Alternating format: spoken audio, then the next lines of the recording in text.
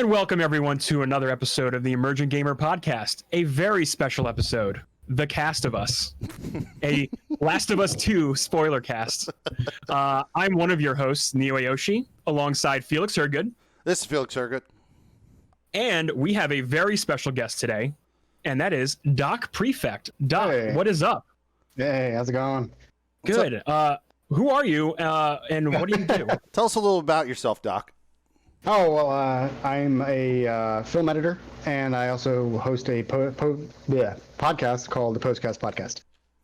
And that discussion's based on... Based on film. It's all based on filmmaking, editors, how editors look at film, the process of editing, and we kind of take it from a really kind of casual place, because a lot of post-production podcasts tend to be very technical and very heavy-handed. So we've decided to kind of be more fun with it. Do you end up like critiquing a lot of like film editing choices and stuff? Is that?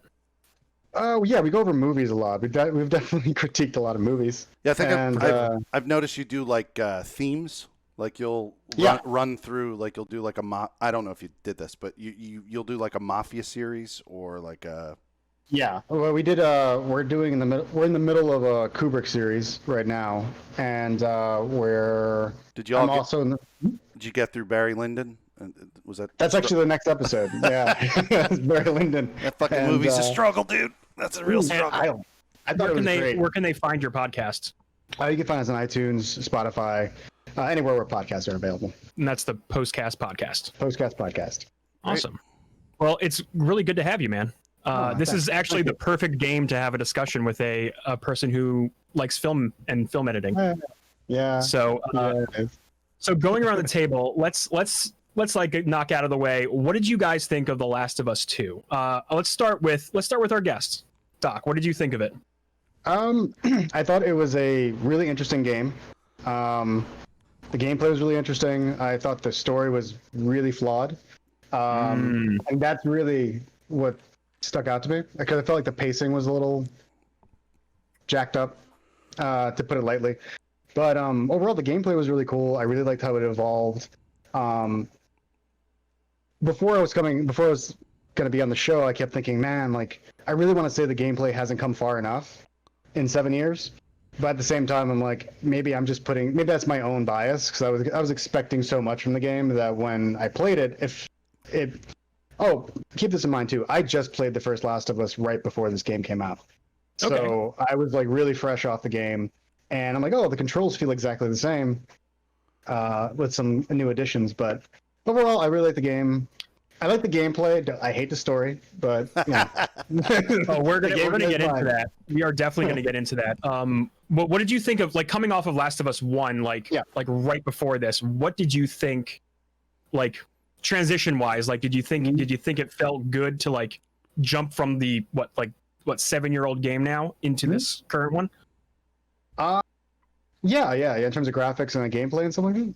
Yeah. No, I thought I was actually surprised playing it. You know, the game had come out 7 years ago, so I was surprised that it held up so well, the first game.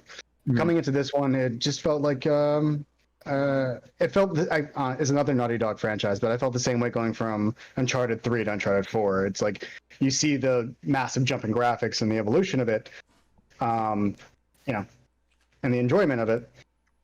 A little bit different in this game, but it was, it got a lot better. Put it that way. Nice. The graphics the controls got better, but for sure. That's really cool. Felix, what did you think of The Last of Us 2? So I was frustrated. I was not frustrated with the story at all. I was blown away by the story. I love the story all the way to the end. This is going to be a perfect discussion then. Yeah, it's good to have somebody on the show who fucking doesn't agree with me. I love it. I love it. And just so you know, a little prehistory on me and my friend here, Doc Prefect. We don't agree on everything. We've debated film for a long time. So that's where we're coming from here.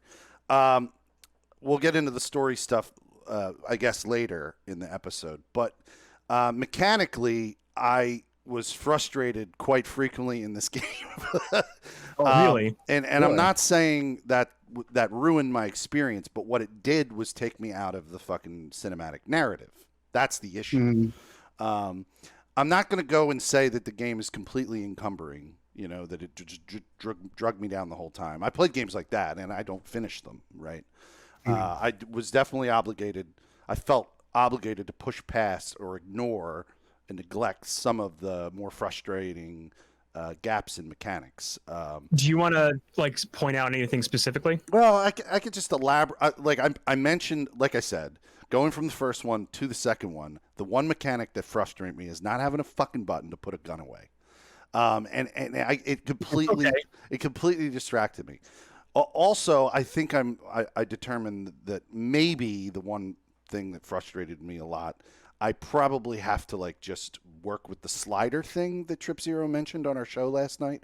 Evidently, you can go in and you can manipulate specific difficulty sliders for all these specific aspects of the game, and I didn't know that because I thought I pointed that out.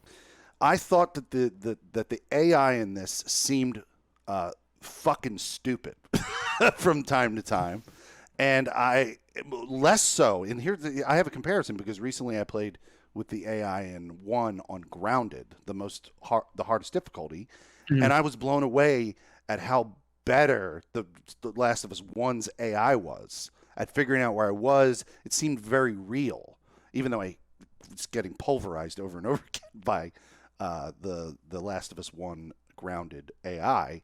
So I think maybe if I slide it, I'm gonna like it better. But I definitely thought the AI was too stupid compared to the Last of Us 1 on the moderate difficulty, which is what I started with. Yeah. But maybe I just have to fucking play it harder. That's definitely a possibility. I played it on moderate as well, and I did find that the enemy AI was a little easy to work around. It let me just blow past areas pretty quickly.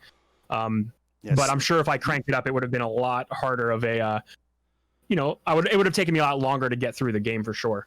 But I definitely like a lot of and maybe Doc will debate this, but I definitely liked the composition of a lot of the sequences.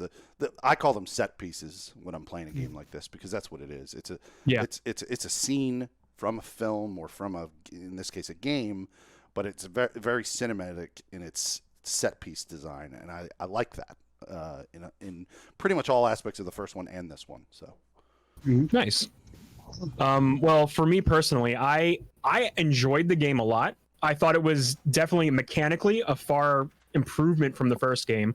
The addition of the dodge button, the way you seamlessly transition from gun to gun or to melee to going prone, everything about the mechanics felt very seamless. As someone who's who enjoyed Metal Gear Solid 5 immensely, everything about it really flowed and it felt really good.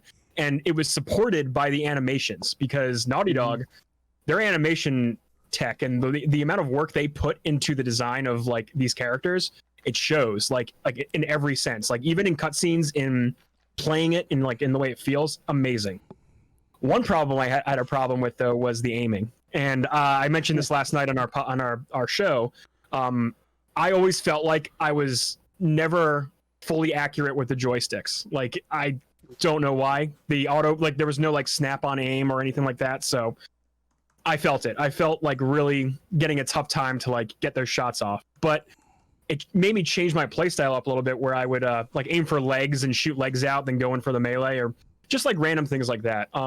Story wise, I enjoyed the story, and yes, I do agree there's a lot of weird pacing issues that happens, and overall I can see the themes that they were playing with, and just the story that they set out to tell. I think they accomplished it, even though I know a lot of people on the internet are not satisfied with the way it went down. But I think they did a really good job at telling a story that didn't necessarily need to have a happy ending, and it didn't. So right. We're definitely going to get into that. But overall, I'd say it was an enjoyable time. I don't know if I'd ever play it again, unless years down the line I feel like it, but it's not exactly a happy game that I go, oh, let me pick this up again and see how it play some Last of Us. But overall, I definitely enjoyed my time with it. So yeah. So what do you guys want to start with? Do you guys want to talk about like we already did talk about a little bit about the gameplay mechanics. Is there anything that like stood out for you guys? Like, because like the dodge button was like a huge addition to it. Well, from the first game. Go ahead, Doc. Oh, I really liked. See, I started off hating this mechanic, and then I ended up really enjoying it as the game went on. The being able to kind of cut between buildings, like our tight spots, where you had to like hit the controller to do that. When I was initially playing it, I'm like, oh, this is something that's automatically done in most games. I don't know why I need to hit these buttons. This doesn't make any sense. Sure. But then as the game went on, I realized how often you'd be doing it. It kind of created this really cool kind of, every time I did it in an action beat, it felt like a really cinematic moment. I felt like a kind of like a John McClane, like, oh, I'm cutting through this thing to get to the next spot to get, to flank around somebody else. And I really enjoyed that. I really liked that a lot. I think that was a really cool addition. Although, like I said, at first I thought it was weird. Well, I have a question for you then, because that is the known, like I brought it up last night on our show. I'm bringing it up tonight. Like, I played a game recently, Fallen Order, Star Wars Jedi Fallen Order, where when you walk up to a crevice or a hole like that you got to get into, it just does it automatically. Yeah. And the only time I had a major problem with that, it's fine, I got to hit a button. Whatever, I figured it out. Right. There were a couple of scenes I specifically remember when. It was this part when you were playing with Abby, and you were playing as Abby, and you what was his name? Lev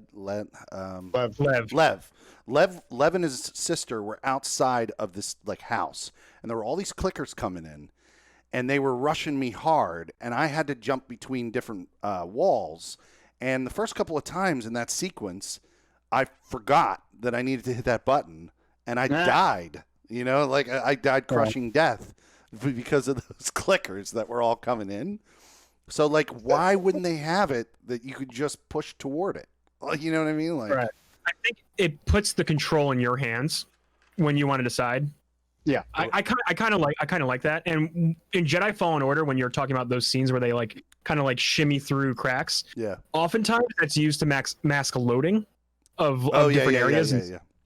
But in this case, they're using it in combat form, right? So like you are in an area where they want you to like acknowledge that you have to move between the cracks to either avoid enemies or sneak up on enemies, right? Like they want you to use that. So it's like different. It's like a contextual thing in this case, whereas in like other games, like Uncharted does it, right? Like they mask loading when you're like squeezing, you're like shimmying slowly through cracks, right? I will tell you, there was once or twice in Jedi Fallen Order where I pushed through by mistake. Sure. And then I was like, then you're stuck in the animation. And then I was like, oh fuck, now I gotta go back. Yeah. It sucked. Yeah, I really enjoyed the combat in this, and the addition of the dogs like made it really a lot more frantic and like hectic, because it made me actually work harder to clear enemies faster.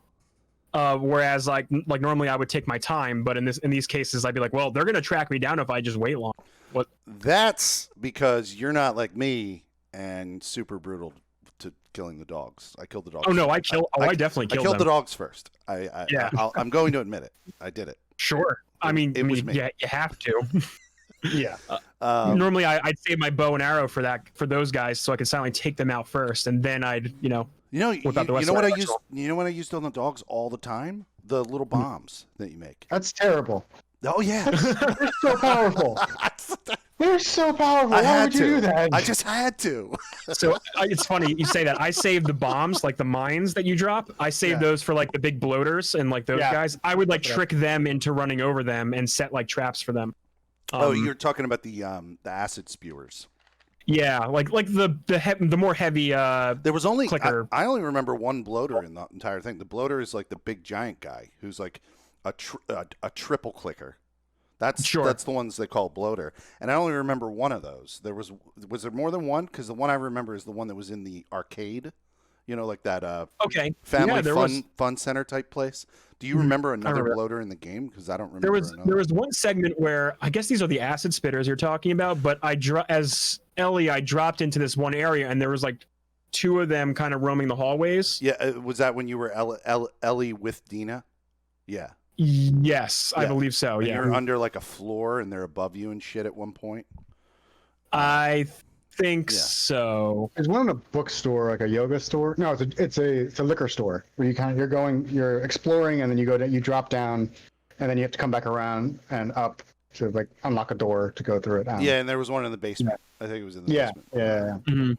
Yeah. So yeah, for like those guys. Oh, I also like the so like for like the clicker enemies, like the various stages of them. There was the type that was sensitive to light, right? Like the early stage ones, right? Yeah. Like they would see you, and then they would come at you. Then there were like the clickers, which they couldn't see, but they could hear you. So that was like kind of fun to navigate between. Like, okay, take out the ones that could see first, then I could take the ones that could hear silent. Like those are like. Are you talking about clickers, or are you talking about runners? The runners could see. The runners can see. Yeah. Runners could see. Yeah, that's and then consistent. The clickers only heard. That was consistent with the first game. You had runners, runners and clickers, and a third one. They had the hunters.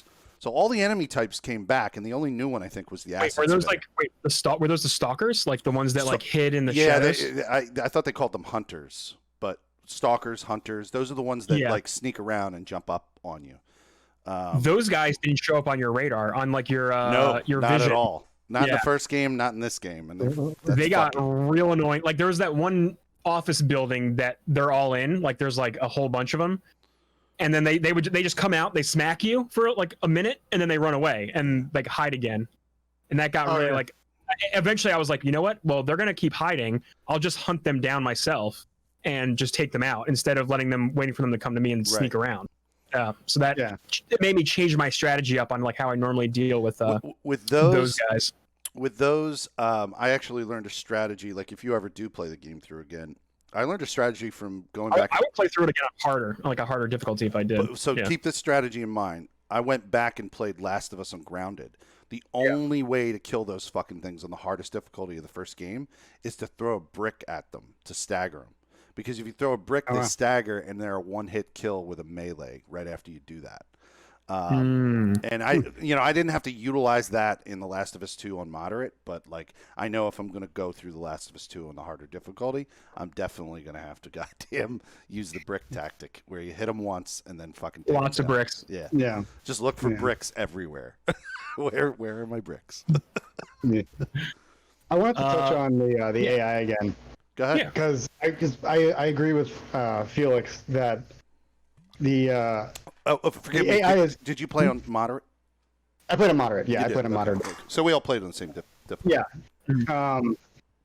Yeah. There was points where I was literally parallel to like an enemy, and I'm like I know you should be able to see me. Like he's getting coronavirus from you. Yeah. Exactly.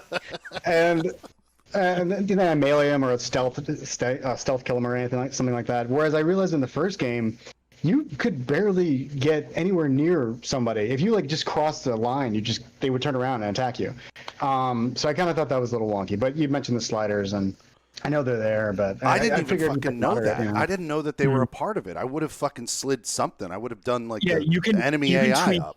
You can tweak individual levels of the game, like the amount of like stuff that's dropped in the world that you can pick up, to the difficulty of the enemies, to like you can individually like change which difficulty you want, or like how hard you want things. That's really effing cool, and I didn't know that was a thing. Like Rise of Tomb Raider did that. You could slide the enemy AI to puzzle difficulty and all kinds of stuff. You could do all that in that game as well. Oh, okay. Didn't know that in that game either. Yeah. Oh, I do want to mention one thing. Sorry, I didn't want to cut you guys off. I'm so sorry. You know how everyone makes a big deal about the rope mechanics in the game? Have you heard about this? Yeah, the rope. The fact that there's a rope. Yeah, like and you use it for some puzzles and stuff. Yeah. Yeah. What was the rope? Oh, you gotta throw it over like a. You gotta throw it and stuff like that. I think the game is like really technically amazing, but everyone is talking about the rope mechanic, and I found it really funny. If you actually use the rope mechanic and you try to swing, and you let go of the R1 button, the animation breaks every time. Really? Yeah. Well, it's one function is like if you hold the button, you climb it, right? And then if you let go, it changes to like a swing. I thought it was fucking super awkward. I just don't understand how they did that, because like I don't understand why. all the previous games I played with a rope, I just jump on the rope and I'm on the rope. Yeah, Uncharted 4, like as I'm currently playing Uncharted 4 again, Nate has a grappling hook with him at all times, and it has those two functions. It has the swing function, and then you can climb it, right? And when I saw that in Last of Us 2, I was like, oh, they just carried that mechanic over for certain parts of this game. It's done differently because I don't remember having to hold a trigger in order to move to swing the rope. Did you have to do that? It's reverse for Uncharted. Right. So for Uncharted is you just swing or you hold a button to climb it. So I don't remember what part it was, but there was a rope that was suspended over a fall where I would die. I guess that was frequent, but like one of them I would jump on and I hadn't got the idea of the mechanic, and I would like each time I would press myself trying to swing, and the left thumbstick would slide me further down, or like I was trying to swing back. And the left thumbstick would fucking slide me down and off the rope. And I was like, what the fuck keeps happening? I keep sliding into the ravine. I have to keep watching this girl die over and over again. Stop making me see her death. No, it's funny. I actually had, I don't know. I didn't have any problems with the rope. Like there was one puzzle where I was like, what do I do with the rope for this situation? And it was like access like a secret room. And I had to like throw it a certain way so I could jump and swing on it and stuff. But like other than that, like I didn't really have a problem with the rope stuff. I think the rope was fine. I just thought it was really funny that like if you let go of the swing button and you're like at the apex of a swing, it just kind of janky gets back. Oh, it's like, oh, now it doesn't go to a left area again. Yeah, it just goes completely stationary. Like it just doesn't know what to do, and it's like, oh. And I did it by accident because I'm not that much of an asshole. But I was just like, oh, this is weird, you know. Yeah. I just caught it. So maybe I am that much of an asshole. Cool. Do you guys want to hop into like the meat of this and talk about the story? Yeah. You ready for this? I'm ready. Couldn't be more ready. Oh yeah. So the game opens up in this winter scenario, and it kind of introduces you back to Ellie and to new characters like Dina and Jesse. You get introduced to. And throughout, like I want to say, the first 2 hours of the game, you get. You're patrolling with Ellie and Jesse. You get reintroduced to them in Jacksonville or Jackson. Is it just Jackson? Yeah, and what ends up happening is you end up playing this random character at certain points through the introduction that you don't know who she is yet. It's Abby. You figure out it's Abby later. Yeah, and you kind of jump between playing these characters, and this character you run into or play as runs into Joel. And then this big moment happens where Joel says who he is, and then Abby and everyone else kind of looks around like, oh, you know us, right? Like, you know who these people are. And then it happens. So what do you guys think about the scene where, what's up? Well, I just wanted to ask you, both of you, a question. And please be honest, did either of you telegraph that? Because I did. I telegraphed it. The minute she got introduced to me and I was playing as her. I was like, oh, not at first. Oh, the minute I saw her, the second I saw her, I was on my live stream when it happened. I went. She's introduced and she's having a conversation with Owen, right? Right.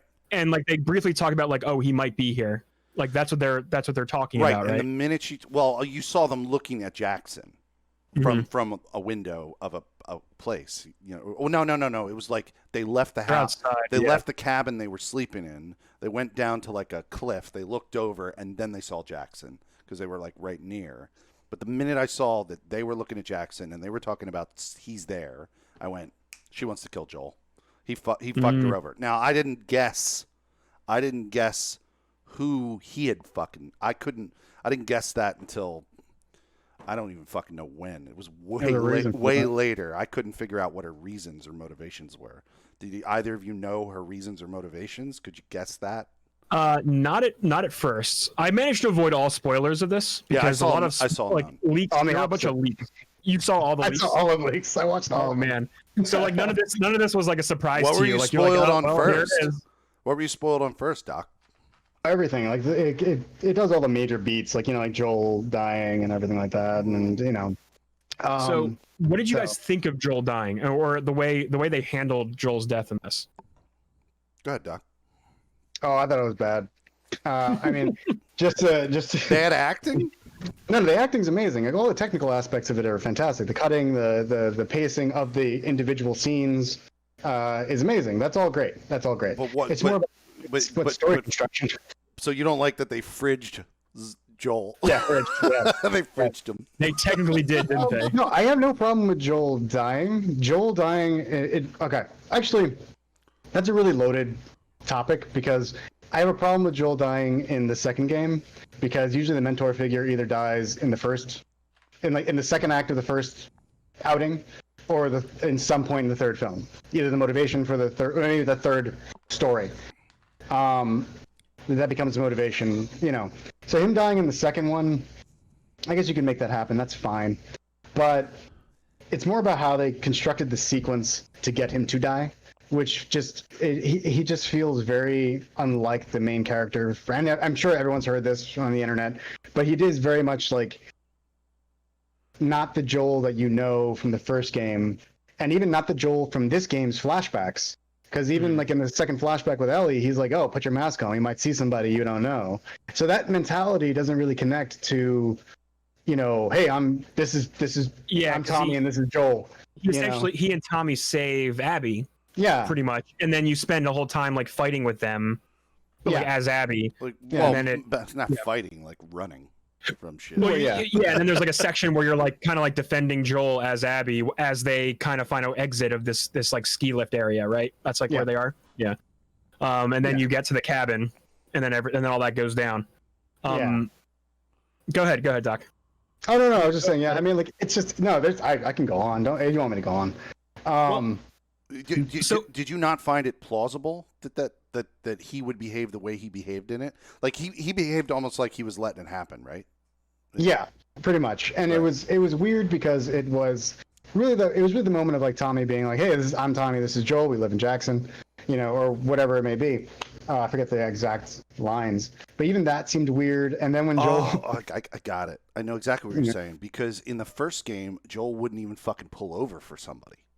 Yeah, he wouldn't pull over. He almost killed. I think Sam was his name. I forget, or forget the character. No, Sam was the brother. Henry. He almost kills Henry. He almost kills Henry again after after they escape the city and they're outside. He wants to kill Henry again because he feels like he betrayed him. But pretty much Joel was always a character that was really guarded, really, hesitant to be around people. And I get the idea that he's been in Jackson for 4 years, but. And I do think the flashbacks that you do see with Joel as you're playing as Ellie, I think that actually does support his like kind of, I would say, growth in character over time, because he seems a lot more relaxed. He seems a lot happier now that he's in Jackson with Ellie. You get the lovely, that lovely flashback in the museum. You get the flashback when Tommy teaches Ellie how to snipe, and then they go together and like he wants to talk to her about like guitar and stuff and all that stuff. And I do think it kind of supports to where his character ends up. So I guess what I'm trying to say is like I don't fully disagree with how they killed Joel. Like I think killing Joel it's like, unfortunately, because of the fridge trope that we have now. I think it's a good way to motivate Ellie, right? Into the revenge plot, that's what this game is. It's a Kill Bill plot, right? Like it's Kill Bill. You can fridge dudes. Fridging was about. We're not taking that away from women. No, definitely not. Definitely you can not. fucking fridge dudes. Like, people don't like the fridge trope because it's a bad motivation to give a character, right? Like to give them that propelling motivation. It's a tired trope. To drive a revenge plot, right? Like people don't like that about the fridging mechanic or the fridging story point. What could you imagine it could have been? What could have been different? Nothing, for the story? Because the main theme of this game, I believe, it's not revenge or like revenge is bad. I believe it's the cycle of violence. That is what I think this game is talking about. And the way it does that, and I guess I'm going to kind of jump around now. You play through Ellie's section of the game, right, where she's doing Seattle Day 1 through 3, and you watch her learn about Dina getting pregnant. You watch her like get angrier and angrier, and she's driven to find Abby and find the WLF people who contributed to Joel's death. Right, that's her motivation. And you kill dogs. You indiscriminately kill all these people just to get to Abby. She's right? Fucking murderous. Now this is actually going to ruin the ending of the game, because she kills so many people, right? Like she just kills everybody in her way. She kills what's her name? The Mel. Nora. She kills Mel. Nora. She kills Mel. Yeah. Owen. Like she kills all these people by the end. Owen is Doc. Owen is played by the kid from Almost Famous. The main, really? The main kid, grown up. Yeah. Oh, love that guy. Well, damn. Yeah, that's pretty cool, actually. Yeah, I didn't know that until tonight when I was looking at the wiki. I was like, oh wow, that's cool. His name's Patrick Fugit or Fugit. I'm not really sure how you pronounce his name. Sure. I mean, he's like one of the few like decent characters in the game, so that's nice. Yeah, he's a very likable character too. Yeah, but we'll get to like Abby's whole thing because that's going to be like a whole thing in itself because the game switching to because they purposely make you hate Abby in the beginning, right? You love Joel from the first game. Everybody loves Joel. All the reviews that don't like the story are like, why would you like more or less they're like, why would you kill Joel this way or why do it in general, and then make us play as his murderer, right? Like that is a huge point of the game. It's insanity. It's forcing on you, right? Like it's like forcing this on you. And that's another complaint I hear about the game, which is the game doesn't offer you any choice. You have to kill these people. Like like it gives you prompts to just kill people. And it's much like the ending of the first game where it doesn't give you any choice either. Joel kills these doctors and saves Ellie at the end of the game. And then he lies to her about her, about the circumstance of him saving her. Yeah, but gamer agency has never been, for me, an issue with a Naughty Dog. Like, I played 4 Uncharted games and didn't expect them to give me gamer agency. Like, I never had it. It was it was a cinematic. I look at these as interactive movies, so it's like somebody else's story, and I'm playing it. Oh, that's the choice you're going to make. For whatever reason, this game gets a lot of criticism for not offering you the choice, which I've noticed. It doesn't give you the choice. I think it would get less criticism for choice if it was well written. Because it's okay. That's a really blanket statement. So I mean, like, I want you to unpack that. Yeah. Unpack that. Yeah. So if you look at it, if you look at the game, just the whole entire game, I'll tell you one choice right now. If the game gives you one choice, this is the only one it needs to give you, is at the beginning of the game, after Joel gives his recap of the first game, either give you the choice to pick Abby or Ellie and play through the story Resident Evil 2 style, and I guarantee you that would solve so many problems for people. Because when you're playing as Ellie and you're getting to this major plot point of what's going to happen in their confrontation, you cut to 10 hours of Abby, and that in itself just breaks the story so much. And not only does it break the story, it breaks the gameplay because now you're starting over again in every way, shape, and form. And that in itself is just like insanity, Did you hate the changeover when it happened? I mean, you said you hated the whole story. So were you pissed? I want to put this down when suddenly are playing this? No, I had no problem playing as Abby. I mean, I thought it was just a really weird place to put it, and because I really didn't care about her story, and not only that, her entire story doesn't contribute to the overall narrative. It gives you a lot of backstory on her, but it doesn't push the story forward in any real way.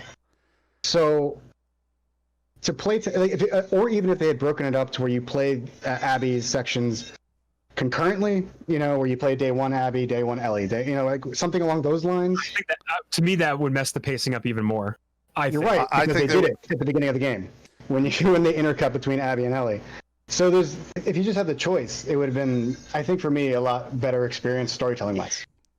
So I got to the Abby part, and I was getting tired of the game.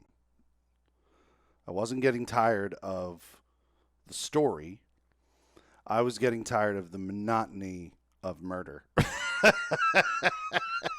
And the game does push that on you, right? Like it tries to make you feel that. And we said that, or you said something earlier, Neo, where you said that the game made us hate somebody, but you didn't say Ellie.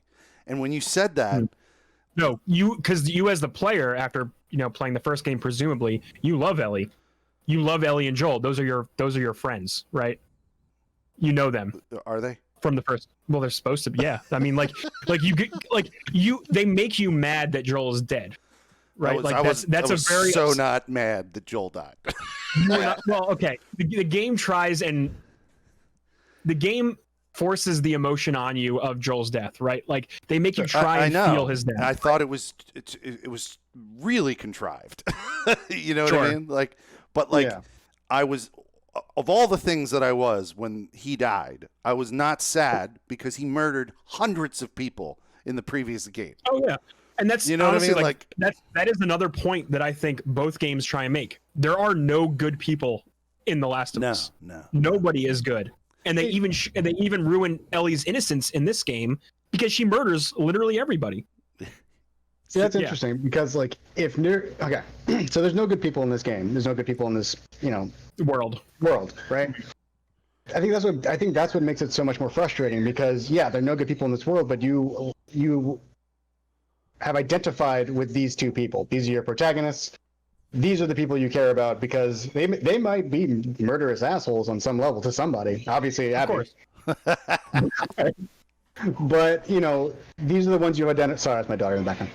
If you can hear. But you've identified with these people, and to introduce a new character that you're going to be stuck with for many hours in such a, I want to say absurd way, it's not the best way to introduce a character. Let's put it that way. Because like the last thing you're going to want to do is spend a lot of time with this person, and especially when that time you spend with them isn't actually pushing the primary narrative forward. You're just getting backstory, to the event that happened. If I may interject, if that's okay, let's talk a bit about Abby's section of the game, because you get introduced to her in this horrific way, right? She murders a beloved character, and then you get to play as her. And what they end up doing is this is what's up. Well, let's explain to the audience that there's a giant gap of where you're playing as Ellie trying to chase her down, murdering a ton of her people, of Abby's people. Yeah, and Ellie's section ends with her killing Owen and Mel. You don't know, as Ellie, you don't know who these people are, right? Like you kill them. Oh my God, I killed a pregnant woman. You go back to the theater where Jesse is and everybody, and then Abby shows up and goes like, I let you live and you wasted it. Like that's like her big line there, right? Yeah. Dude, right. Then when I got to that days point, were set. Yeah. When I got to that point and saw Ellie murder this pregnant woman and fucking Owen, who I didn't Owen. I you don't know them at that. I thought Owen was a dick, but she was a pregnant woman. When I saw her fucking do that, I was like, I don't like you anymore. You're a piece of shit. Yes, I was not happy at that point. They actively try and make you feel that, right? Like they try and do that to you and to Ellie. But that's the worst part because like this game like really does feel one-sided towards making you hate Ellie because Abby is like Ellie feels bad for killing a pregnant woman. She's like, I had to kill her. It was my only option. She did. Abby is like straight up like, oh, she's pregnant. Oh, good. That's great. Yeah, because now she wants revenge on the death of Mel, right? Like that's like in that moment, right? In that moment. But Abby never feels like a human being. She feels like a Terminator. Sure. I'm not referencing with the way she looks or anything. That's fine. She has a Sarah Connor look from T2. She definitely does. Yeah. All right, well, let's talk about Abby's section of the campaign because this is by far the most controversial, one of the more controversial parts of the game, right? The game in Seattle Day 1 and 2 of her section of the story, right? Because it breaks it up. Ellie's section is day 1 through 3, and then same with Abby's. In the whole time you spend with Abby, it shows you who she lives with. It shows you her life. How she got so jacked. They show you the big gym complex that she gets to have access to. It introduces you to her dog, Alice. You see all these. Yeah, I know. That was a dog I killed. I killed that dog. Ellie kills that dog. I know. But you spend so much time with her, right? And then you learn about Abby's personality, who she is. You get flashbacks with her, right? You get introduced to her father early on. Then you get flashbacks to the hospital, right? About what happened. Hold on. Right. Go ahead. They made me play fucking fetch with the dog I had just killed. What the fuck? They are literally pulling the emotion out of you. That's exactly what the game is doing, right? Like it's pulling the emotion out of you to make you kind of feel bad for your actions and feel empathetic with Abby at the same time, because by the end of Abby's campaign, you get the Joel moment, right? Like she meets Lev and Yara in the middle of her story, and these characters almost represent Ellie in some cases from the first game. Right. Yeah, they do. Yeah. Yeah, and she starts to identify with these characters, and there's sense of like not belonging anywhere anymore, because the Seraphites, another faction in the game, end up abandoning them, and Lev and Yara save each other essentially in this moment where she's like getting hanged and stuff. And then for the rest of the game, you become like attached to these characters. And then I don't want to jump around too much, but there's the big scene at the end of day 3 for Abby, where I think this is by far one of the best set pieces of the game. Oh, it was my favorite set piece of the game. It's where you go to save Yara, in their village, and the WLF also invade. Right? They're also invading, and that's a turning point for Abby. That's a huge turning point for Abby, because in the time of those 3 days, she ends up betraying her own people to save Lev and Yara. And that's literally the same act that Joel does at the end of the first game. He betrays the Fireflies to save Ellie for for selfish reasons, right? Like at the time. And then by the end of that, she learns about Mel and Owen's death, and of course Yara dies as well in this section of the game too. But see, like that betrayal makes a lot more sense for Joel, because you've established the relationship. Yeah. Whereas with Abby, it just feels kind of like on a whim. Yeah. And that really kind of fell flat. Yeah. You're right. We have way less time with Lev and Yara than we do with Joel and Ellie in the first game. Yeah. But like you can see the parallels they're trying to draw, right? Yeah. But hold on. Is that true? Because remember, we've determined by our gameplay save file times that this is double the game. Mine was twice the amount of time I played on the first game. So when I got to her part of the story, I played a whole new game. That's the way I interpreted it. I'm like in a different game now. Yeah, I mean, so like maybe that comes down to a pacing problem, right? Because we've literally jumped between two characters, multiple flashbacks at this point, right? Like we're like multiple flashbacks in, and that's like where the problem of the pacing comes in.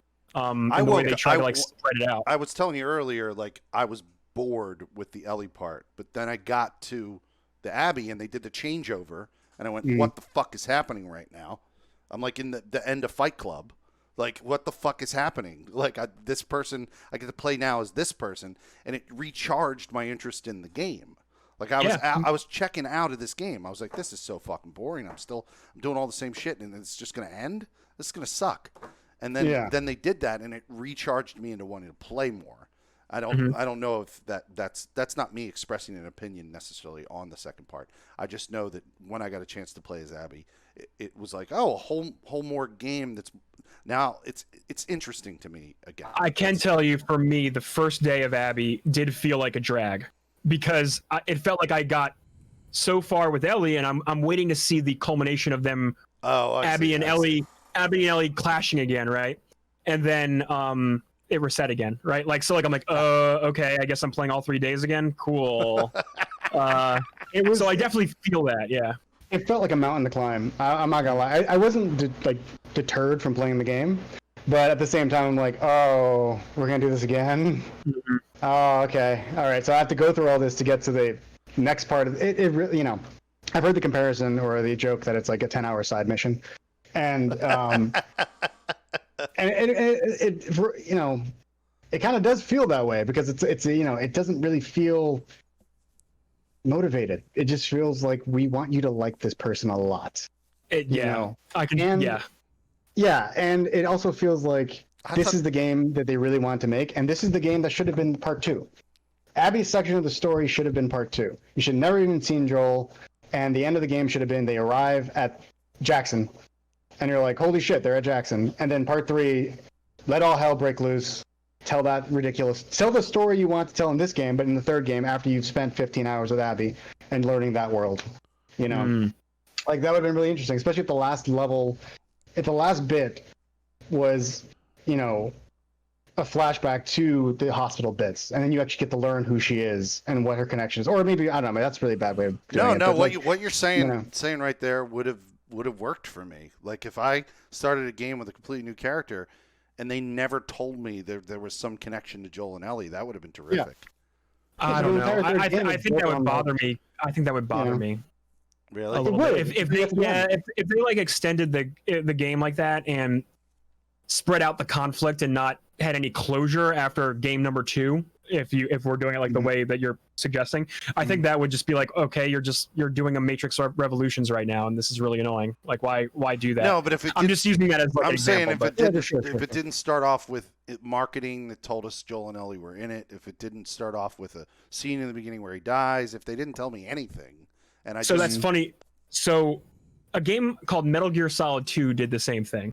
Did it? So what Metal Gear Solid 2 did, people were pissed. What they did was in all promo marketing material, they showed Solid Snake on the tanker in chapter 1, which is his section, and throughout the game they weaved him into the marketing material for part 2. But when you play the game, the tanker level is like the first 2 hours of the game, and the game shifts, and you play as a character called Raiden for like the next 10-12 hours of the game. Not Solid Snake, the main character of Metal Gear Solid. Right. You play as someone completely different, and people were pissed that they subverted the expectations of everybody. But that's not what I'm saying. I'm saying hypothetically, if the marketing never contained Ellie and Joel, if they didn't exist in the marketing, and they said this is Last of Us 2 with this character named Abby, and you're going to play as her, and then you discover at the end that she fucking killed Joel or something. Okay. Like, you know what I mean? She's connected to Joel or something. Like that, they shift the scenes around, and that scene where she kills Joel's at the end. That might be an interesting way would have been an interesting way of doing it as well. And might possibly. I feel like that would break it up even more, though. I feel like that would be so irritating to play. I don't know. I don't think so. I think if you built out the world and you told Abby's story chronologically, and besides the hospital bit, and you built out the rest of the world, and the idea of the cure being lost, and the hordes, which they just kind of mention hordes, and nothing really comes of it, at least not in an impactful way. And you could have had that game be the second game. You could have had Abby's story be the second game, build it out a bit more, and I think it would have been a really interesting game into itself. But now it's smack dab in the middle of this game, and like you were mentioning, it cuts your kind of motivation to play it a little bit because you have to restart, and nobody wants to, it's like if you played any RPG and then you kind of walk away from it and you come back and you're like, well, I have to restart now. Doc, can you think of a film that does this exact structure where we go into the film, go a bit, and then all of a sudden jump back and start with someone else's perspective of that entire event? In the same movie? Yeah, I can't think of one off the top of my head.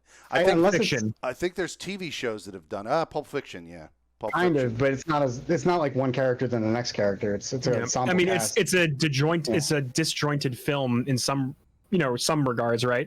Same characters, but they jump around timelines and they jump around different character perspectives. Yeah, I'm trying to think. Yeah, but they're jumping multiple perspectives, so that's what kind of gets you through it, because you're not just bouncing back and forth between two, which that's what it feels like, ping pong, and it feels like a bad intercut edit. It feels like I can think. Well, no, it wouldn't be exactly the same, but I can think of a comedy that kind of does it. Is it Four Rooms? This isn't a total. No, this isn't total of a tangent. It's a Woody Allen film called Melinda and Melinda. Okay. Melinda and Melinda is about two guys sitting at a table deciding how to write a story, and one guy says that's a really good comedy, and the other guy says no, that would be a good drama. And then the way they tell the story is they show it as a comedy, and then they flip, and it's the entire whole thing from a different perspective. Where no, I guess that's not the same as this. It's not two different perspectives. It's just a different theme or genre for the story. I know there's something out there. I can feel it in the back of my brain that there's a movie where they both meet at the same spot at the end or something like that. Because that was so familiar to me when they were like day one, and I was like, oh shit, we're back. We're about ready. One thing that I would have maybe liked more with that whole premise, if we're going with that, and that's what they decided to do, that they didn't do enough of, is I would have liked them to not be in completely different parts of the city. I would have liked them to take the Abby character through similar set pieces, like they were just missing each other, and then I would have been able to play, like she could have seen the destruction caused by Ellie or something like that, and none of that happened. And I thought that was going to happen. Like, well, for example, like as Ellie, you kill Nora in the hospital. But as Abby, you see Nora.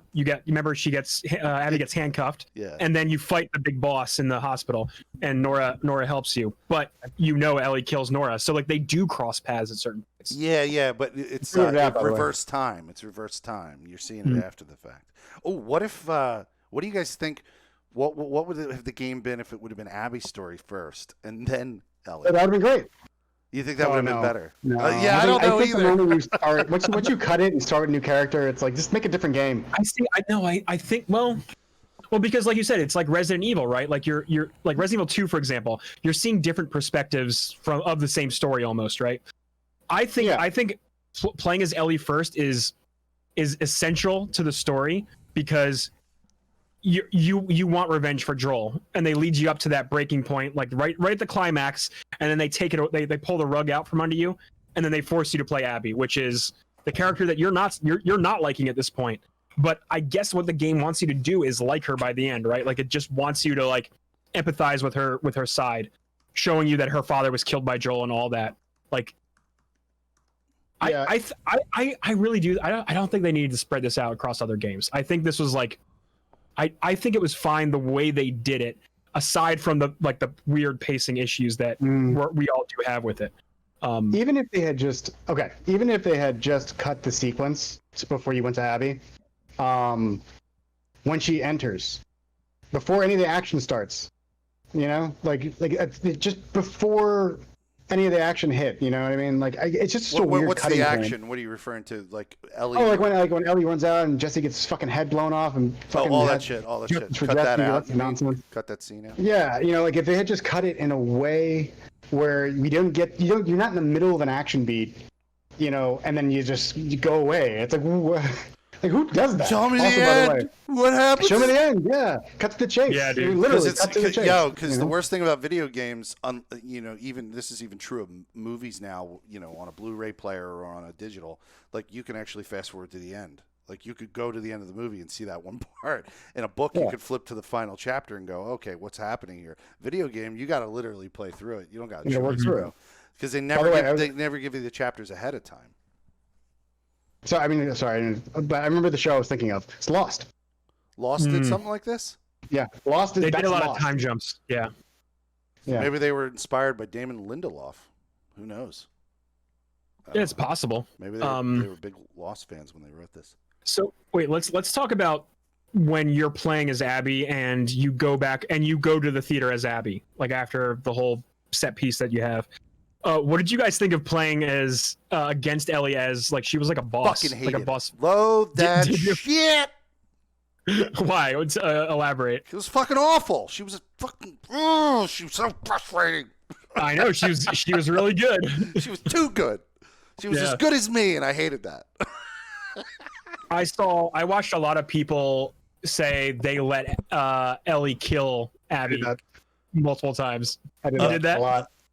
Oh yeah, I didn't let her, but it just fucking. I spent a while like, oh, you want to shoot? Okay, you can shoot. That's cool. Go ahead, I'm right here. That's what I'm saying. At that part, I was just like so fucking pissed at Ellie anyway. I was just like ready to take her fucking ass down. I was just like, because not for Ellie's behavior, just because you were losing to her.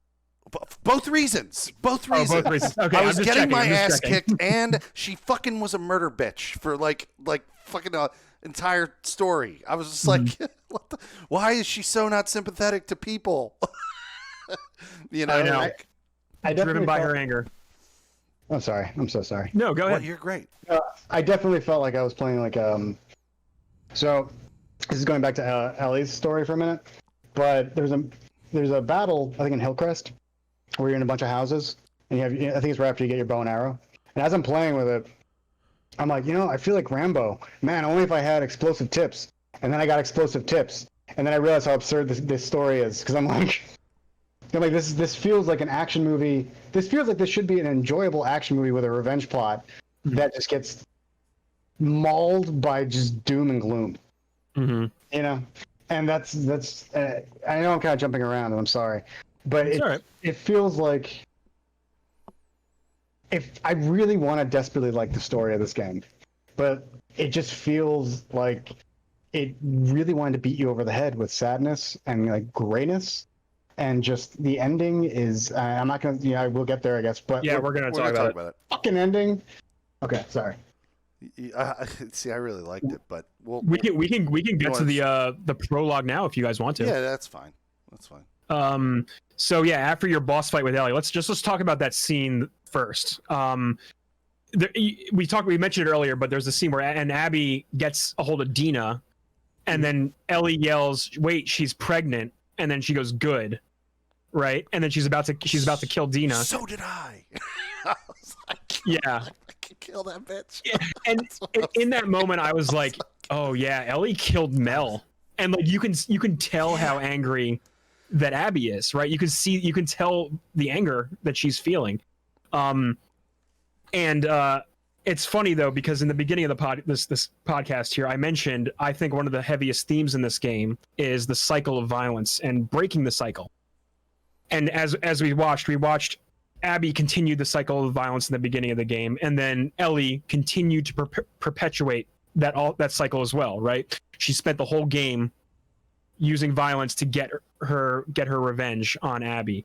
And in that moment that you saw Abby let go of Dina and Lev stepped in to stop her, you saw her break the cycle for the first time.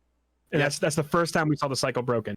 And that's where like the game could have probably ended it and then showed you the prologue at with Dina and Ellie living in that home, like that farmhouse at the end.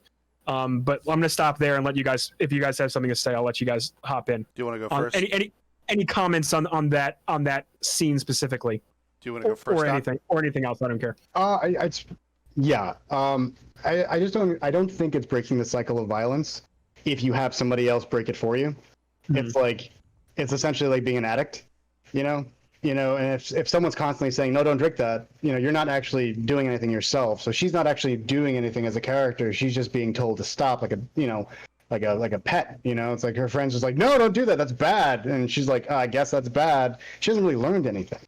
Right. She hasn't accepted that for herself. Yeah, she's what goes on. I personally feel to support what Doc's saying there. I personally feel that like the only time the cycle of violence actually broke was at the very, very, very end, which we'll talk about the end in a second. Yeah.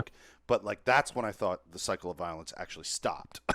For real. Right, because Ellie, because in that moment with Dina and Abby, Ellie was not satisfied, right? Like she did not get revenge for Joel, so we didn't. So you're right. No, you're absolutely right there. Like Ellie was cycle, and because of how they established Ellie as a murder bot, like she was the one that had to break the cycle of fucking violence on this right one. Yeah. Because like.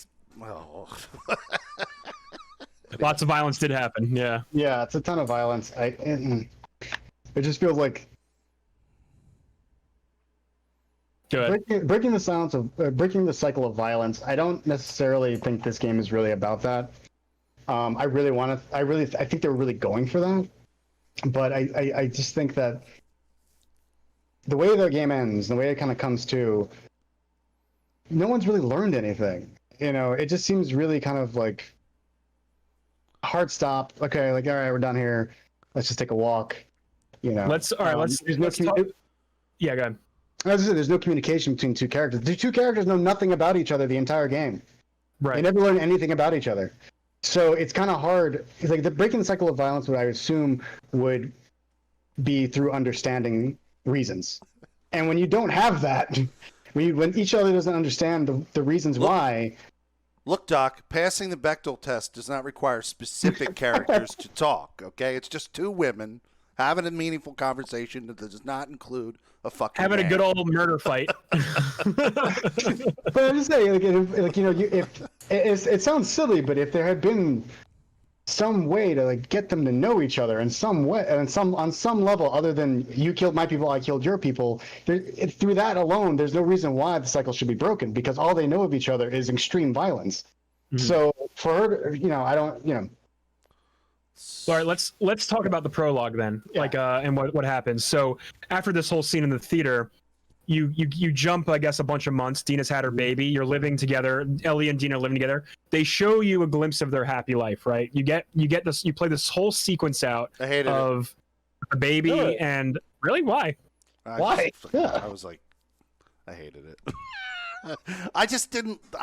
The monotony of like carrying out tasks around a fucking farm. I was like, fuck this. And you know what? And on some level, that may be the point. Like the monotony of the everyday life. Sitting on the tractor with your baby, rounding up the sheep. Like it told me one thing, and that's they could have done that just in a something simpler than what we had to do, like go to all the different locations of the farm. Right? They told me that there was more story to be told, and that sure. But I feel like they're also, like, in this moment, they're demonstrating to you the life that Ellie, again, chose to leave. Because the conversation that her and Dina had are like, if you do this, I won't be here when you get back. Like the path that Ellie was walking isn't one that includes Dina and the baby, which I don't know the name. Sorry, I don't have the name here. I don't remember. Yeah, and their kid, right? Essentially, yeah. Or her and Jesse's kid, or whatever. Yeah. And you have the moment where Tommy comes in, right? Offers her like, oh, we know where she is. We can find her. And Dina gets mad, and at first Ellie says, no, that's not. I'm not doing that anymore. Like I'm done. And then obviously she's not done, and she goes away. And then this is. So, like, what did you think of the farm sequence? Like that moment where you get a glimpse of the life that she had after. Can I either Doc or Felix? Can I just say one quick thing? I think Last of Us 2. If we're talking about mentor figures, Doc, you mentioned that word earlier. I think if Last of Us 1 was about Joel becoming a mentor, I think, and this is kind of a fucked up mentor, but I think the real mentor for Ellie in this one is Tommy. Tommy's the mentor in Murder and Death, because he takes her all the way to the end with it. Like he partially convinces her that they collude in the idea that they have to do vengeance for Joel. Okay, so he's like her mentor in that. He says he's going to go, but then she says I'll go. They were gonna go together, right? In the beginning, yeah. Well, Tommy lies to her at the beginning. Yeah, he lied to protect her because he didn't want her to die. So in that respect, he's acting as a mentor. And then at the end, he's her mentor in murder, because he's like, you still have to do this. So we didn't actually talk. It's funny, we didn't talk about this. It's actually really dumb of a choice that they made with Tommy in the beginning, because Ellie tells him, hey, no matter what, I'm doing this, like whether you come or not. And then Tommy goes on his own. Right, and then that whole thing is really dumb. It's like, because Tommy is like, okay, wait, we just give me a day, and then they find out that he leaves, and it's like, well, she's still gonna go. Mm-hmm. Why not just go together and be two murderous badasses? But now we got to bring Dina. I feel like a reason is to have Dina come along. To me, it's a Walking Dead writing decision. Because Walking Dead does that with their characters. They split them up. They split them up to add. No, I'm not saying it's good writing. I'm saying it's a Walking Dead writing decision. Because on that show, very frequently, you have two characters get split up just to create tension. Just, like they did with fucking Carl. Carl kept getting lost. He got lost all the fucking time. Whoa. Carl, always getting fucking lost. No, you're absolutely right. But on the other hand, another one of my favorite set pieces of the game was, as Abby, you're fighting a sniper on the bridge, and you fight your way up, right? Yeah. And then your buddy gets taken out instantly at the end, and then you realize the sniper you're fighting is Tommy. That was great. And that's supported by the flashback of Tommy's sniper lessons, right? For Ellie. Yep. Which I thought was very cool. That was a very cool thing that they did, and I was like, oh shit, that's Tommy. Didn't see that coming. That was the whole game, and the end was Jackson. Yeah, there you go. I'm sorry, but no, it's fine. It's fine. But yeah, back to the farmhouse. So yeah, and then you get that moment where Ellie brings the sheep in, and she has that like PTSD style flashback of Joel dying. Mm-hmm. And that's like kind of when like you knew like, oh, this is not over. She's gonna find Abby and finish her off. And then you get Abby gets kidnapped after trying to find the fireflies and all that good stuff. And actually, the mechanics at the end of the game, which I thought they should have done more often, which were they had those chained up in that like final section of the game, they had the chained up like runners and whatever. And you could release them and use them as distractions to aid you in those sections, which I thought was like I wish they did that more. I'm gonna double down on that shit when I'm playing on the harder difficulty. Oh hell yeah. There's that spot, and the only other time I got to do something like that was in the tunnels, in day one, when you're when you first, like the red tunnel. I forgot what it's called. Oh yeah. You could activate, because they're all you're being hunted by those, and they're like What part? What part was that?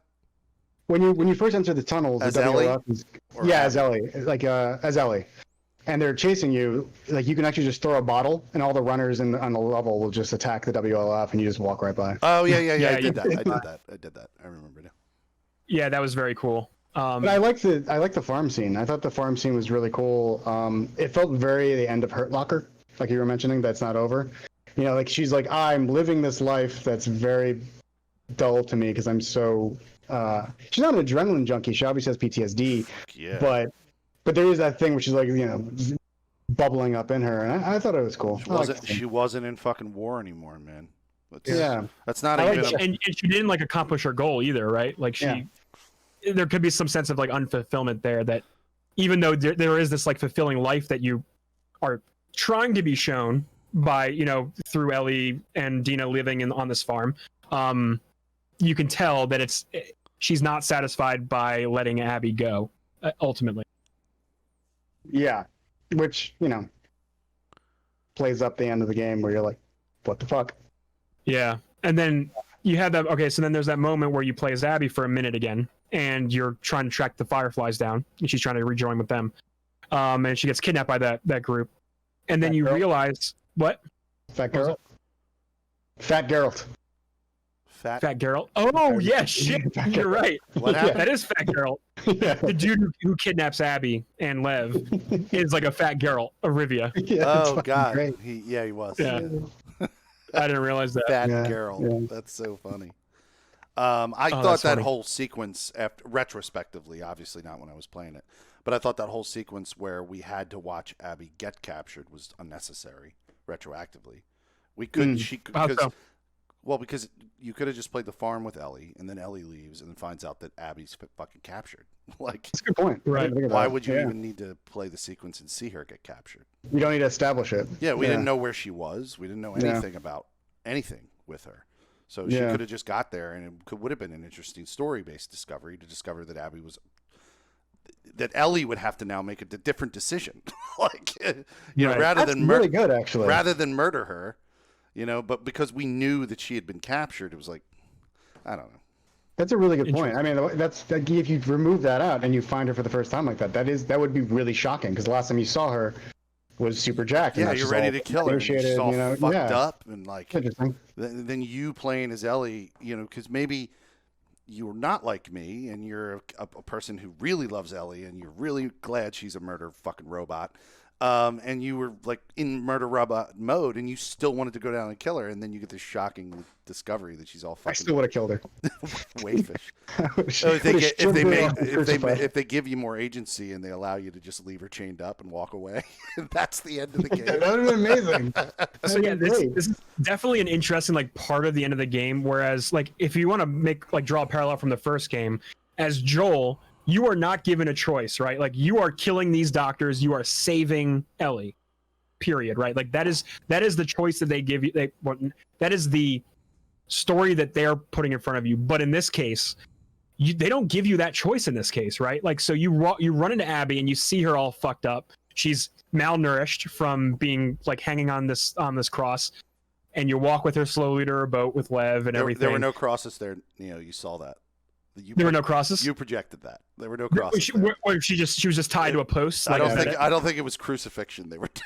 there. No, they didn't crucify her. Close enough. Well, she was tied to like a post, Same right? effect, Like, same effect, but Yeah. I didn't see crosses. I don't remember seeing crosses. no, you may, but you may. You're probably right. You're probably right. I'm probably making it up. Remember, coming from a Catholic background, that shit would have popped out in my face. Oh, sure. Oh, yeah. Jesus. I mean, jeez. Oh, no.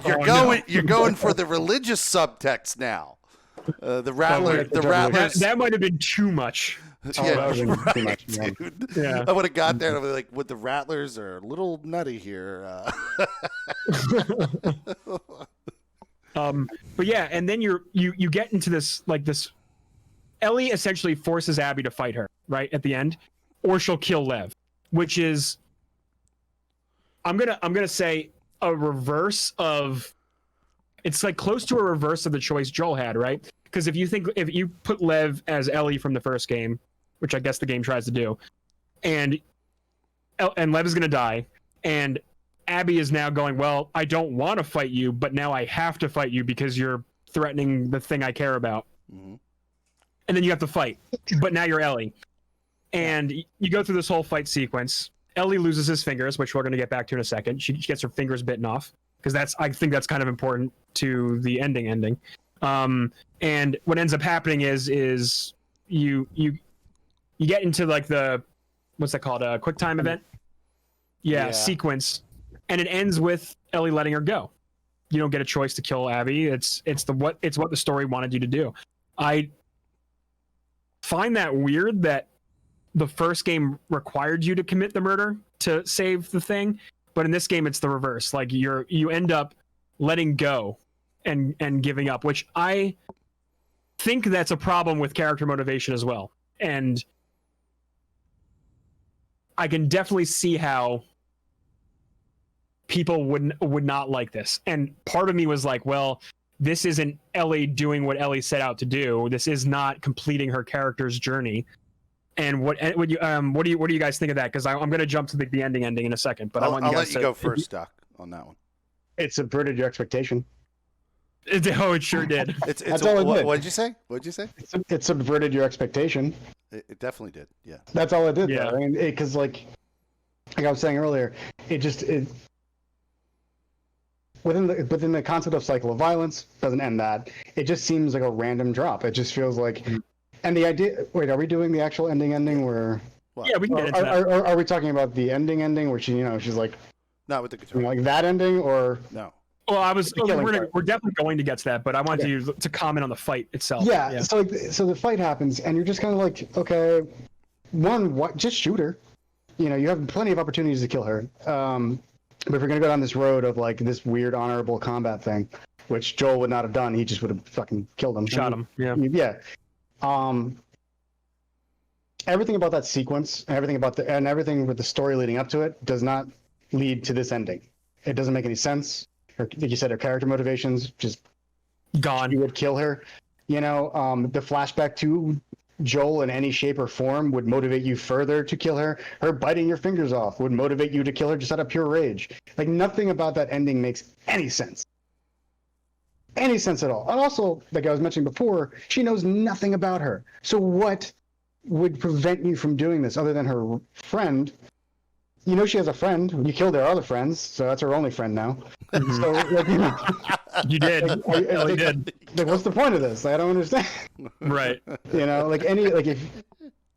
any revenge story, I'm trying to think of a really good revenge story, like Unforgiven. If you get to the end of Unforgiven and he doesn't kill him, he's forgiven. But that's not the name of the movie. We didn't come here for that.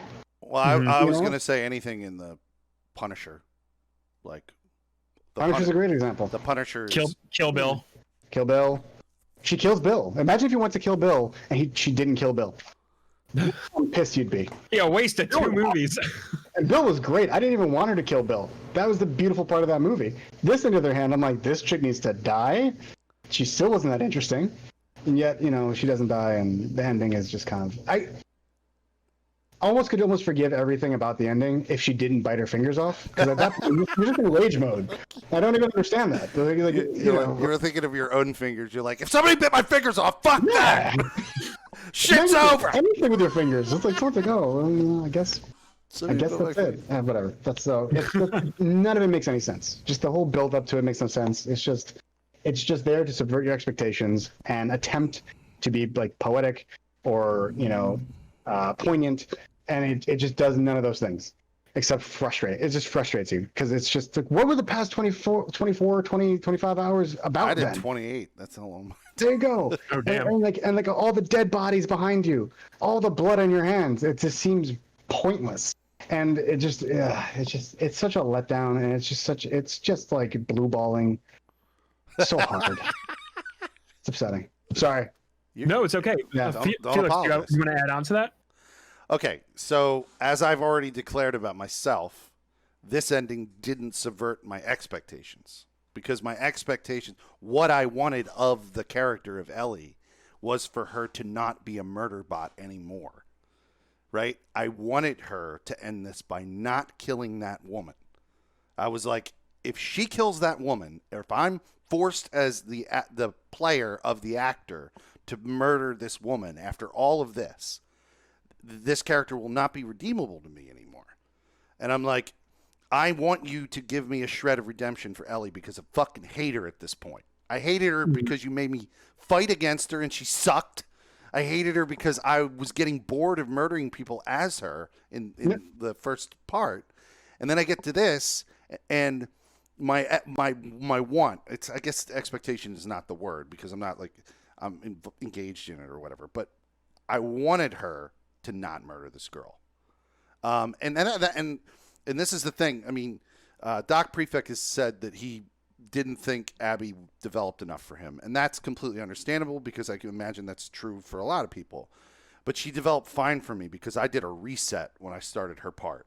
I went, okay, I'm playing game 2. Like the second, I didn't see it as the same game anymore. I was like, okay, I'm starting over. It's like Act 2 of the play or whatever. Right, Act 2 of the play. Thank you for the recharge. Okay, now I'm playing as Abby. Okay, whoa, you let me play fetch with her fucking dog that I murdered like 2 hours ago?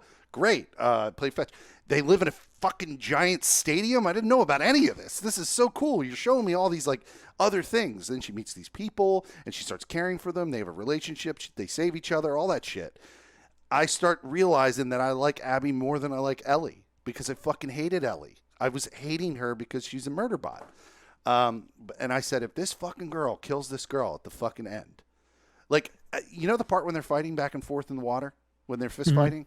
I really wanted it to switch me back to Abby, so I could fucking, play as her, not as Ellie. I didn't want to play as Ellie anymore. I was fucking done with her. And the fact that that whole prologue forced me to play as Ellie bothered me. I didn't know the reasons, because I didn't know she was like captured and shit. But like, I really wanted to play more as Abby. Like, I started loving that character more. Oh wow! And I absolutely did not want Ellie to murder her. So it met what I wanted. It met my expectations. I think it's weird because I'm sorry, I didn't cut you off. No. But if you were in love, Doc Prefect, if you were still loving on Ellie and you were caught up in her her allure, that's great that we just had different perspectives on that. But like, yeah. I got. I think it's interesting that it's like what the game presents in many ways is revenge good for Abby, revenge bad for Ellie. And we've heard this many times, but that's what the game does set up, and it does set up everything for you to like Abby. It does a really good job of making you like Abby, because it gives you all the reasons to like Abby.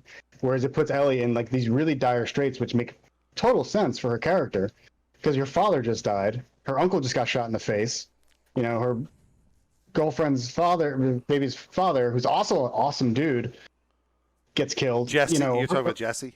Yeah, Jesse's the best. I fucking love. He was the best character in the show.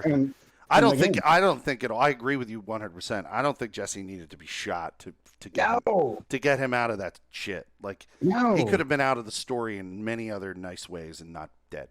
He did not need to die. It just felt like they wanted to kill Joel twice. Because it's just like, oh hey, like this guy's awesome. He's like one of the few good guy characters, like straight across the board. At no point is he ever like an asshole. He's really understanding of his ex-girlfriend being with his new girl like a week later and having his baby and still cool with it and went to go save both of them. And it's like, what do you get for that? Shot in the fucking face. That's what you get. You get shot in the fucking face. And like this game seems to just be like, this game really had it out for Ellie and not so much for Abby.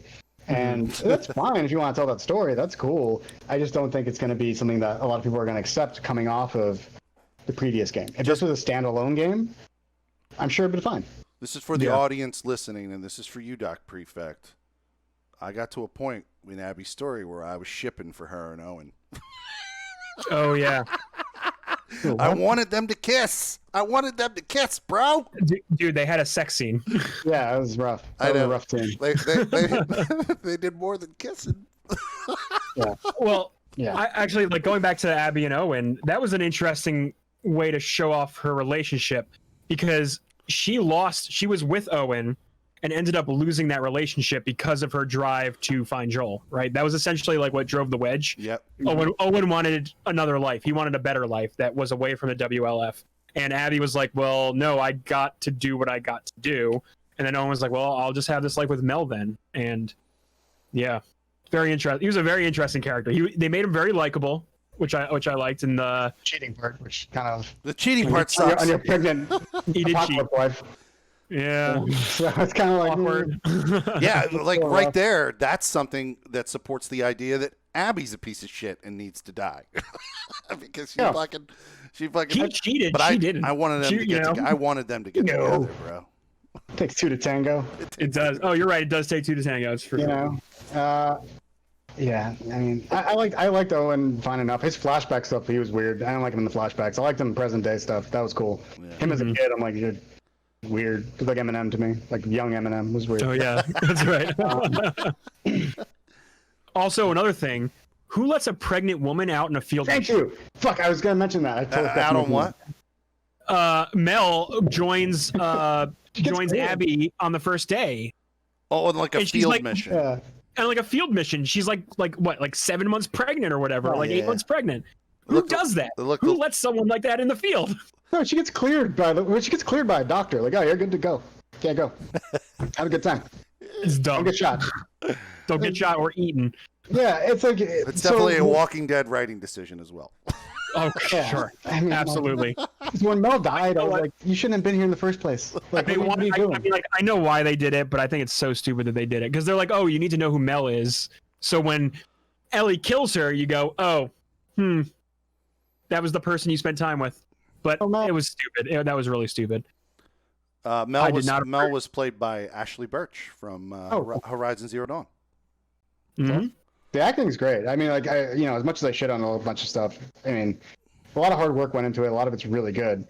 Like I said, individual scenes are great. Just the overall construction is just kind of funky to me. And actually, there's a lot of character motivation that's kind of terrible as well. So and decision making. Graphics wise, it's beautiful. Top notch stuff, man. Did you want to finish off and just wrap up talking about the final scene that I completely missed? Let's do it. Missed all that. You missed the final scene? No, I missed the fact that the fingers thing. I saw the fingers thing. Yeah, so in the fucking, I saw it in the fight, but like then had no. So in that final you go scene, back to the house, and you kind of have a feeling where it's going, right? And like, it's quiet. Everything's quiet in the house. You walk in, everything's been stripped away. Dina's not there, no baby, and like Doc said, there's like that poetic nature of her walking away from the fight at the end, losing her fingers. She goes to play the guitar, but she can't play it like she did before because she's missing fingers. Right. And that was like one of the last things that Joel taught her, right? Like, so like, it's almost as if like that's like a symbolic thing, or like a symbolic nature of like, well, I lost Joel now for real because now I can't play the music and the instrument he taught me. It's like the fucking tombstone in Logan. The movie, the movie Logan. Yeah, no, but tombstone. When she walks up to Logan's tombstone at the end, it's like the X finality. You know, like you know that's the last stand for Wolverine. You know. Yeah. What'd you guys think of that? The ending for Ellie there, walking away into the sunset after that. Because Dina left her whole art room there, like all her music and everything. But Dina apparently has a U-Haul. Yeah, seriously. So everything's stripped down. Hey, but everything up. Yeah, I think it's also another moment where they like destroy I don't want to say destroy. That's really heavy. Where they go against character that they've already established. Because Ellie in the first game is so scrappy and so like, and I understand this game is supposed to beat her down, but underneath all that stuff, she's still a really like strong person. She's an incredibly strong human being. And the idea would just her flipping it over to her left hand to start the struggle all over again would just be the most proper ending for her, because she wouldn't just give up, you know? Which, I mean, I guess she would, because she didn't kill Abby. I guess she gives up now? I don't know. But prior to that, she didn't give up. So I guess she gives up on things now. Yeah. You know, like, she's a giver up. It's hard. Learning guitar is hard on its own, you know? I mean, like, so, you know, she's a strong person. She was always a strong character. And to show this kind of like incredible weakness by her just being like, all right, fuck it. Fuck that, fuck my past, fuck everything. I'm just going to walk away and pretend none of that shit ever happened or be sad about it, doesn't really speak to her character in any way. To flip it over and then you hear her try to play a song but really shitty, that would make fucking sense. And you know, the story continues. Her story continues in some manner. Well, she did try and play a song, and it was shitty. No, because she only had the... Yeah, because she only had she's missing right, fingers. But if she flipped it over to the left hand and then tried to play that way, that's what I mean by flipping it over. Like flipping it over to her left hand. Yeah, he's saying like she's up for a new challenge in life. Yeah. Like she's not going to give up on the memory of Joel, but right. She might have to do it. It might be a little harder to live with all that. And I kind of agree with your symbolism on that one. That would make way more sense to me rather than her just walk away from it all. Mm-hmm. Do you think her walking, like, because the last shot is her walking away from the house? Do you think that like leaves it open for more of her story? Do you think that's her ending? Like she's done? Definitely. I think I agree with Doc because your interpretation was that she walked away from everything, right? Yeah, I mean, I think if she does come back, I feel her coming back as like a test character from the first game. She's gonna be out pretty quick. Yeah, I think it was like a cameo or something like that. Yeah, something like that. Yeah. I thought it was definitely full finality for her story. I don't anticipate seeing her again. Yeah, I mean, they could bring her back. I mean, if they brought her back, it's like, what story are you really telling? I mean, obviously, the whole game is set up to make Abby the protagonist of the third game, like the primary protagonist, and that's going to be it. Ellie, I think I'd be shocked if she came back. I'd be happy if she came back, but I think just with that like dour ending, I think that's the end of her story.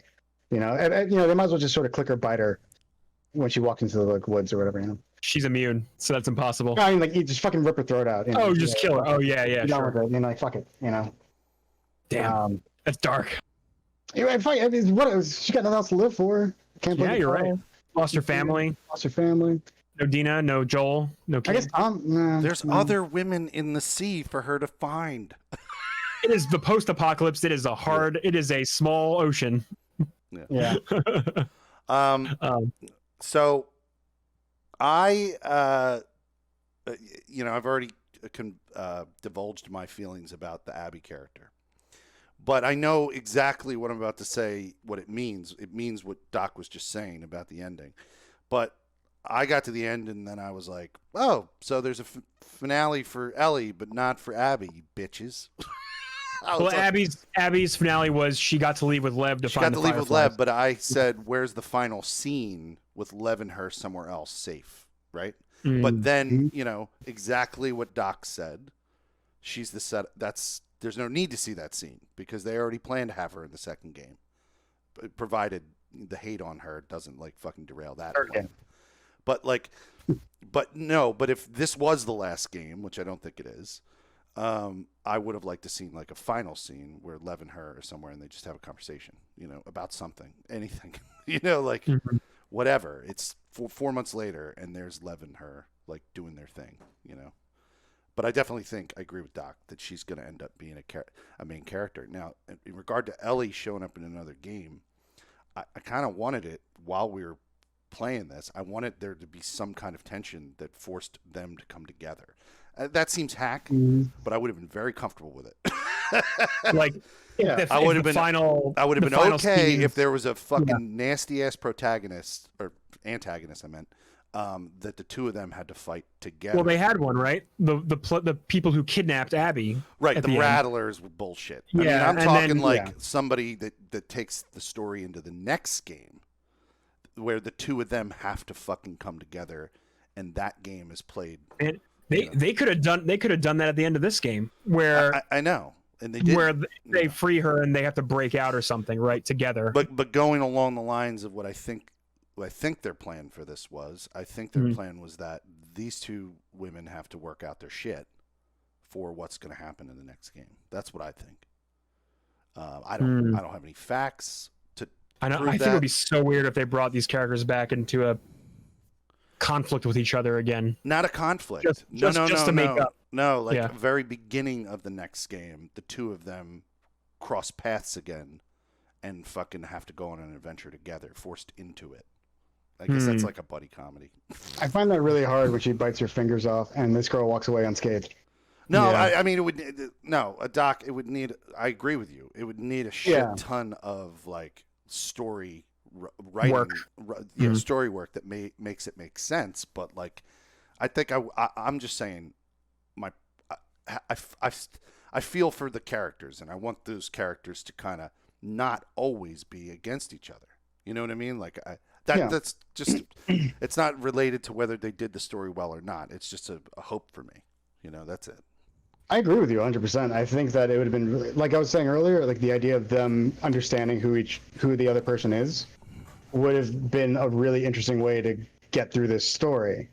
You know, rather than it being like you learning about the WLF and then like, you know, the scars, and you learn, you know, the quest is to like understand who this person was. I mean, would a third game, Doc, where they both do that and they discover each other's histories and they both learn that they're not assholes, or maybe they both learn they are assholes and they're friends with each other because of assholedom. Like if that ends up happening, like would that redeem the second game?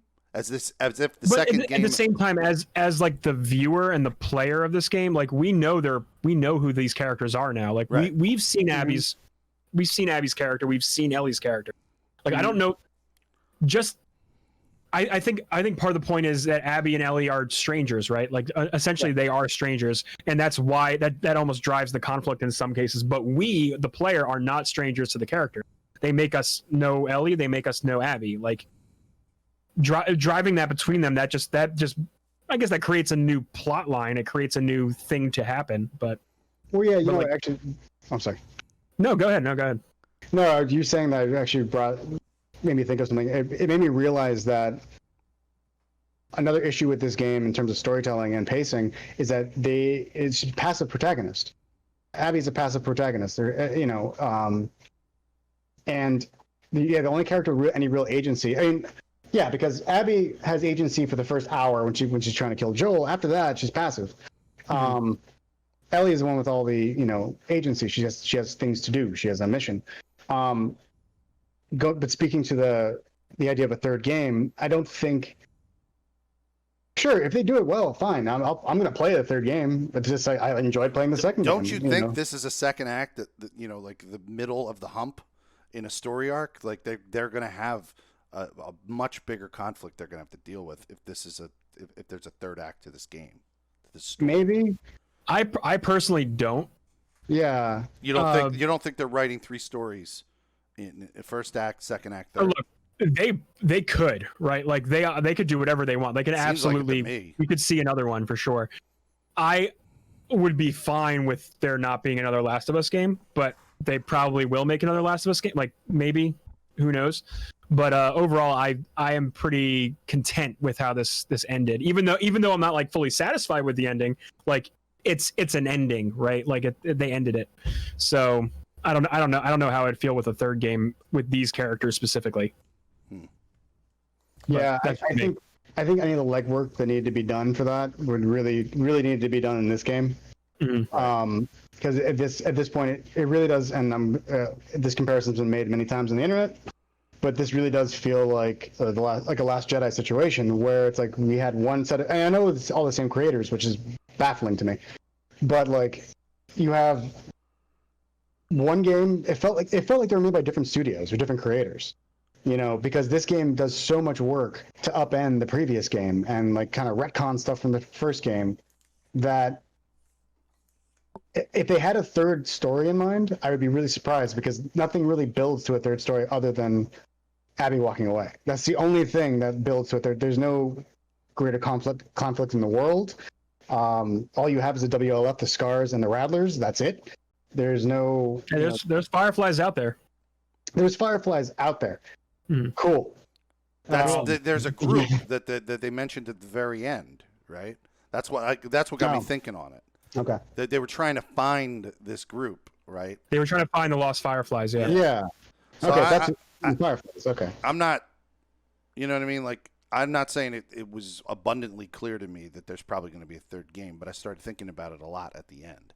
That maybe this was the middle act in a 3-act structure, and that these two female characters were being introduced in a tension-based relationship first, which would lead to a third game where they are doing a fucking like they did with they already did it with fucking Uncharted with Nadine and fucking Chloe.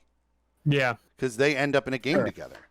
Yeah, that's like an offshoot side story game that like it's not primary. It is, but maybe they could only had the budget for a side story game with that, and then realize that they could get the budget. Do you think they do DLC like that for this game? Oh, I don't know. They better do Tommy's story. I want to play the fuck out of that.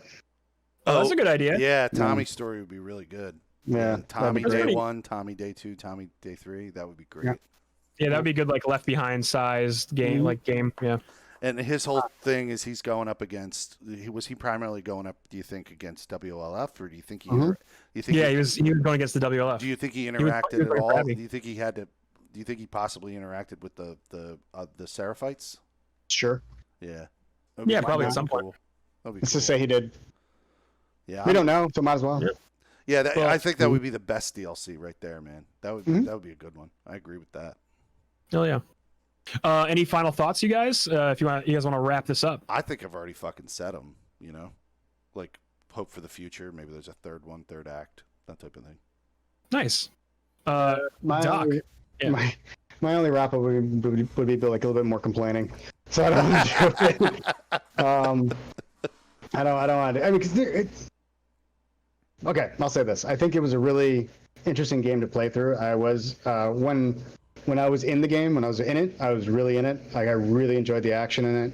I think, I said the action's great. The story kind of, like I've complained about that enough. I would like to see a third game in this world. I would like to see a third game explore the world. So that's really it. Yeah, I did say that earlier. I really like the fact that we get to see another city in the world, like more of the world. You know what I mean? Like So another major American city, or it doesn't even New York. Doesn't even have to be in the it doesn't have to be Philly. Philly, New York. It doesn't even have to be in the United States. Like if the adventure takes them beyond the borders, that would be actually. Me and a buddy were talking about this, and we were like, what would have been an amazing sequel to this game if they had just done Mexico City, because Mexico City is so congested. That would have been an amazing location for the game. Sorry, this is a completely random topic, but I'm just saying, it's a good idea. It would just be amazing, Yeah.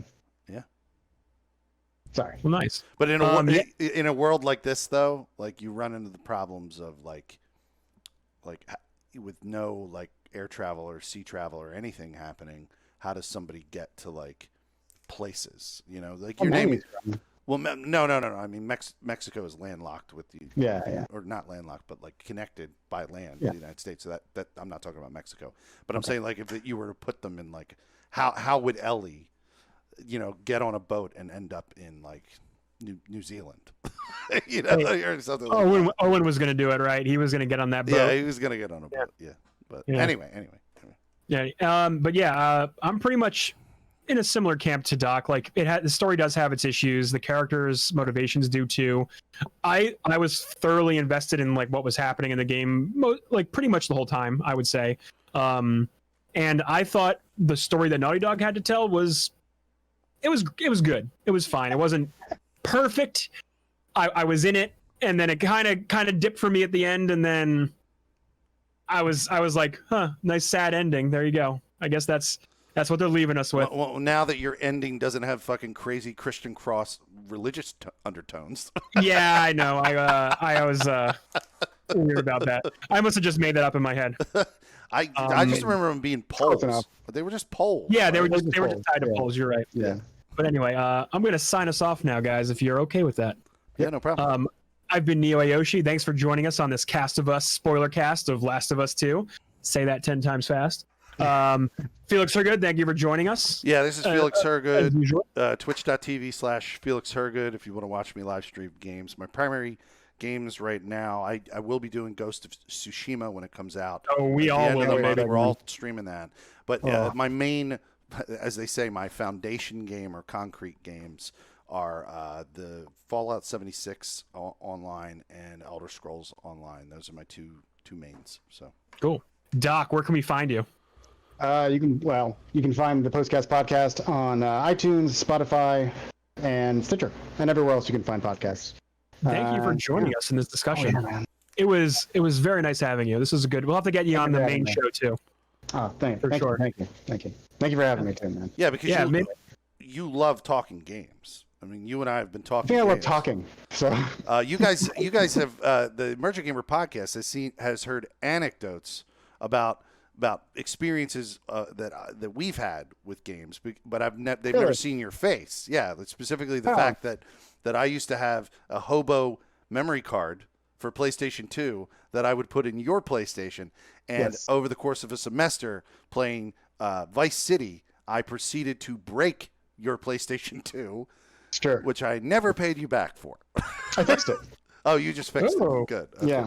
All right. Well, that is the end of the spoiler cast. We'll see you guys next time. We'll talk to you later. See ya.